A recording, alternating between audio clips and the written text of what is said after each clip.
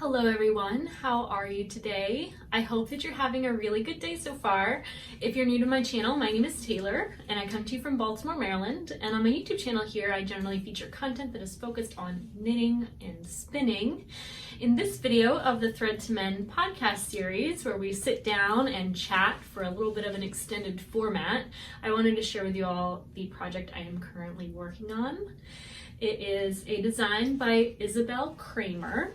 I will leave the name of the pattern on the screen here because I can't recall exactly what it is named. And I'm knitting this pattern with my own handspun yarn. Before we get into it, I will just tell you I'm wearing right now the linked hat. It is a design that I've written and published. You can find it for purchase on Ravelry, as well as the Range Shawl by Andrea Mowry and the Jenny's Drop Shoulder. I have videos coming out on these two projects because I haven't featured them before in their own individual videos. I've pre-recorded a little bit of content because I do have a new job and I'm scared that I won't have time to record as often as I have in recent weeks. So those will be in the pipeline. I hope you understand I can't prioritize this project over what brings in income, but we can talk more about that later. Anyway, I wanted to share with you all what I'm currently making, and I wanted to record a video for this week so that it's not too long before I see you again. I didn't want to finish this project before I record another podcast. So here we are. This is a gorgeous basket I found at the thrift store. I'm obsessed. And this is kind of where I just toss my knitting when I'm not working on it. So I don't know, I kind of fell out of love with project bags. I just found myself not opening them. So when it's kind of out in the open, it's easier to pick up and do a couple stitches and then, you know, set it down again. But I have it here on a 24-inch cable. I'm sorry, this is a 32-inch cable. I have my sleeves on hold on 16-inch cables with some cable stoppers. That's my favorite method for splitting the sleeves, is slipping them onto cables. I find that it keeps the stitches a little bit more, I don't know, when you put stitches onto waste yarn, sometimes they become a little inverted and you have to re-stretch the stitches out to be closer to their original shape. And then you'll develop, well, I always develop kind of these like big gaping holes at the armpits that I just duplicate stitch over to kind of close up. So if you ever notice that in your sweater knitting, you can always just duplicate stitch anything to make it look a little nicer. But anyway, this is the back, this is the front, and I'm really happy with how this is coming along.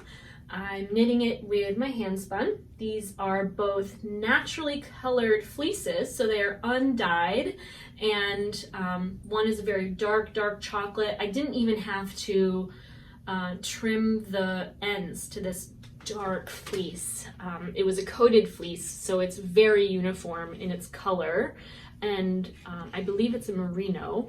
And then the light brown, it's a little bit variegated because it does have some lighter parts and darker parts. As you can tell, once the color work is ended, there's kind of this self-striping effect happening where the yarn is just it's not perfectly blended. It's a little variegated, which, I mean, it bothers me slightly because I'm not a fan of variegated yarns. I really like a nice solid, but what can you do with handspun? It just is what it is sometimes. But really happy with the way it's coming out. And I'm kind of bored knitting stockinette. There is a section where you do color work again near the bottom, and I plan to do that. I'm certainly playing a game of yarn chicken with the contrast color. I did a little bit of math and I measured, so I forgot to measure exactly how many grams of the contrast color I was starting with. I had a distant memory of it being about 60 or 63 grams of yarn total. And then I weighed the amount I had remaining after I finished the yoke. And I had knit about 34 grams or so. I think that the second chart for the bottom is shorter but I know that it is. I remember reading the number of rows. And I think that when I did the math in the calculator, I had just about the exact amount of yardage or weight of yarn I will need for the remaining parts. But even if I run out, I have more fleece, I could spin whatever amount I'll need. I hope I don't have to do that, but if I did have to, I could, theoretically. So we'll see how that goes.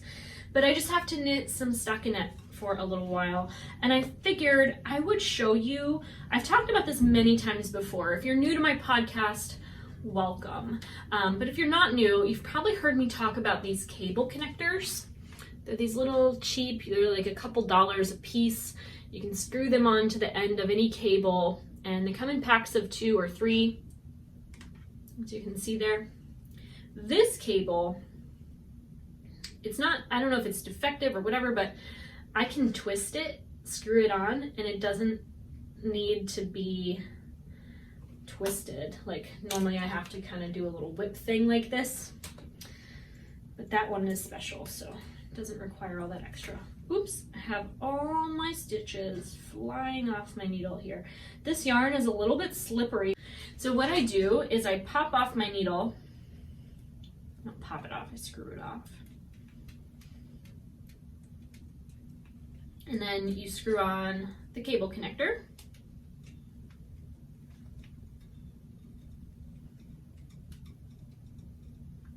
And then you can pull the cable through, and you can transfer your body of your sweater onto a nice long cable to get a nice wide circumference, and then you can try your knitting on without having to slip it onto waste yarn or anything like that. It saves so much time, like an incredible amount of time to do it this way. And I'll just throw it on over what I'm wearing now so I can give you a little bit of a look at how it's turning out.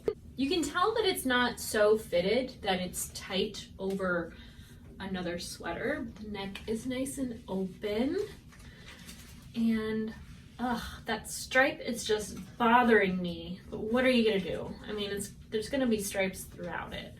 If anything, it kind of gives it a little bit of a shadow, so it appears as though I have more of a bust than I do.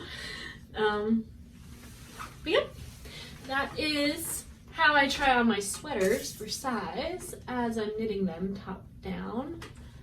And normally I would probably add some decreases at the side, but because of the second part of color work, I'm not going to do that because I do want it to not fit too narrow. Sometimes color work pulls the knitting in a little bit, and it gives it kind of natural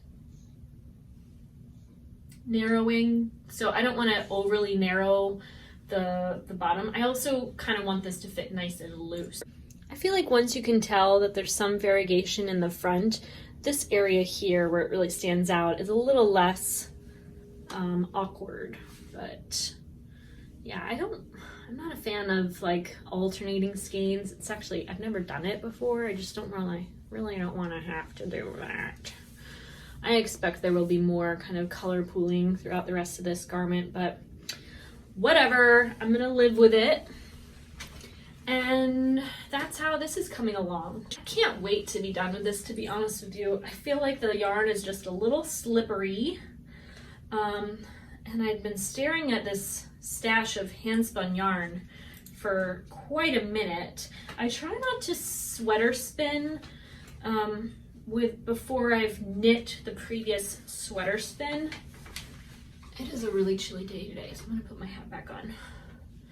I wear all this because I have to. It's so cold. We need a new boiler, and it's working right now, but we're trying not to work it too hard because it just has this hairline crack, so it fills more frequently than it should, and that's really bad for the entire system because the more new water it puts through the pipes, the more oxidized it makes them, and so they can kind of break down sooner.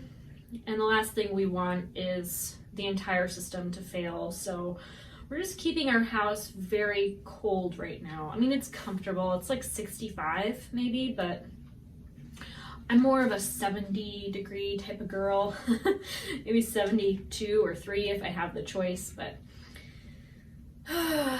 anyway, I really like to knit with the yarn that I've more recently spun so that I can kind of learn from it, you know, like when you knit with your hand spun, you realize, well, you get to see like a better picture of its qualities, you know, whether it's densely spun or overplied or underplied.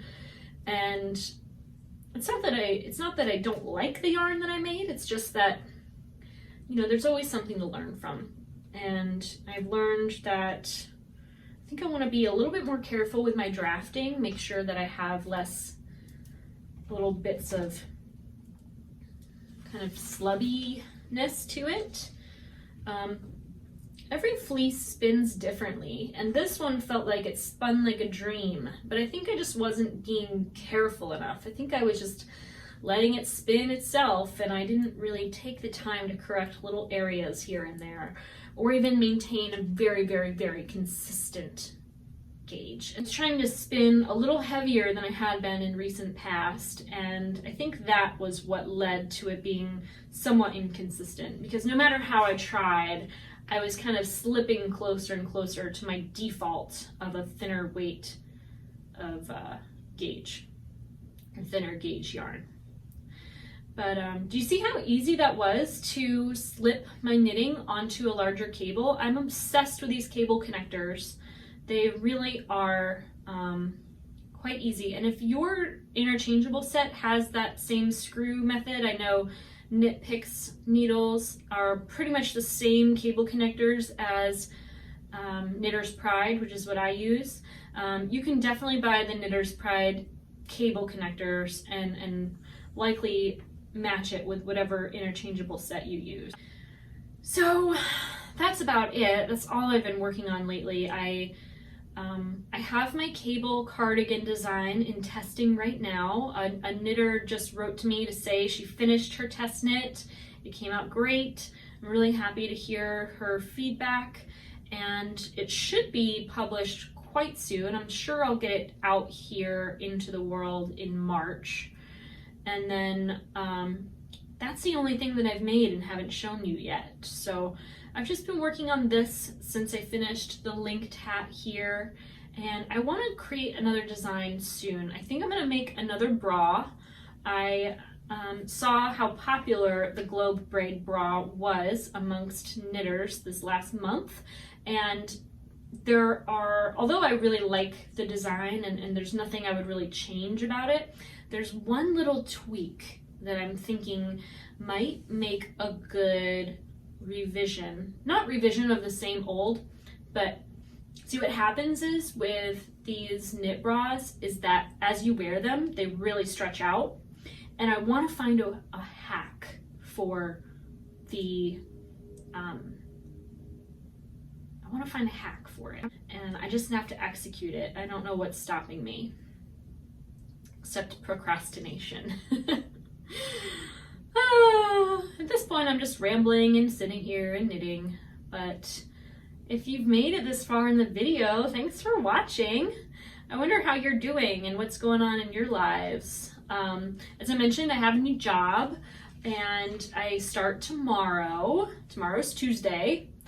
And I'm really excited. It's just it's kind of like an administrative job. I'm receiving and processing orders. I'm in contact with, I will be in contact with companies that have been doing business with this manufacturer for almost 30 years. They've been in business, and so they really wanted to take someone on who has a lot of experience working with people, you know, over the phone, just very professional demeanor, someone that has a high attention to detail and can process orders for things. I thought that was Brian pulling up, but it's not. It's snowing right now, so I thought maybe work was canceled, but that's not the case, it seems. But anyway, they just needed someone that has, you know, an attention to detail that's not gonna mess up orders and things. And sadly, it's not remote work. I can't work from home. They have a team of about 12 people in the warehouse space here in Baltimore. So it is a really small team and somewhat of a small company, though they produce products that are sold all over the world. I'm really excited for the opportunity to do such basic and, in my mind, rather simple work. It's not complicated, but of course, like, they are looking for someone who has the skills and is interested in like really committing to the role in the long term. My resume showed I've been at the companies I've worked for like 5 years or 7 years, and so they saw my longevity and felt like I was worth investing in, and I have just a huge sense of relief knowing that I'll have an income again. If you're not aware of my situation, I've just been unemployed again and again and again in recent months. The story is quite long, but I formerly used to teach yoga classes and manage a yoga studio, and back in March, at the start of the COVID-19 pandemic, we closed, and for 3 months I was unemployed with the promise we would reopen, and we did reopen in June through September till the company permanently closed all their studios. So I was again unemployed, this time with no future job, and I briefly took a job at one of Baltimore's animal shelters. That place was not a good fit for me. How are you doing? Are you well? Do you have heat? Do you have water? Do you have electricity? I know things in the Midwest and the South are a bit bizarre right now with extreme weather conditions. I hope that all of you out there are safe and doing okay. That might be it for today's episode of the Thread to Mend podcast. If you want to find me on social media, you can reach me as Tayloreowen on Ravelry, Instagram, or Twitter. I'm also on TikTok. If you want to find me on TikTok, my name is Taylor Knits. I have a couple videos up, but not too many. I'm trying to moderate my TikTok consumption. It's only when I'm on TikTok do I feel inspired to make TikToks. So I don't know. We'll see how that goes, but it's kind of fun, you know. It's like a new platform for me, so I'm just getting used to doing things on there. But if you're on TikTok as well and you want to befriend me, I will certainly follow you back, so feel free to reach out to me. It might be easier to know you're following me if you leave a comment on one of my videos, because then I'll know you found me through my channel and I'll follow you back. So I hope that you have a wonderful day and that you all take care.